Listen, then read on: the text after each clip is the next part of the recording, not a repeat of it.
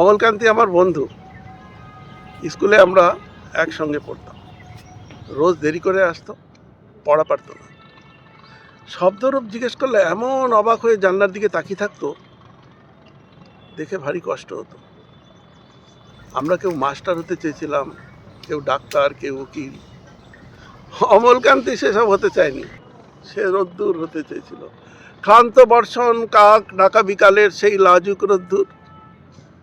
জাম আর জামরুলের পাতায় যা নাকি অল্প একটু হাসির মতো লেগে থাকে। আমরা কেউ মাস্টার হয়েছি, কেউ ডাক্তার, কেউ উকিল। অমলকান্তি রোদ্দুর হতে পারেনি। সে এক অন্ধকার ছাপাখানায় কাজ করে। মাঝে মধ্যে আসে আমার সাথে দেখা করতে, চা খায়, এটা ওটা গল্প করে, তারপর বলে, উঠি তাহলে। আমি ওকে দরজা অব্দি এগিয়ে দিয়ে আসি। আমাদের মধ্যে যে এখন মাস্টারি করে, অনায়াসে সে ডাক্তার হতে পারত, কিংবা যে ডাক্তার হতে চেয়েছিল উকিল হলে তার কোনো ক্ষতি হতো না।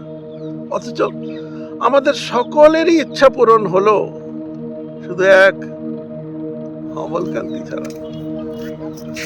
অমলকান্তি রোদ্দুর হতে পারেনি। সেই অমলকান্তি রোদ্দুরের কথা ভাবতে ভাবতে ভাবতে ভাবতে সে একদিন রোদ্দুর হতে চেয়েছিল।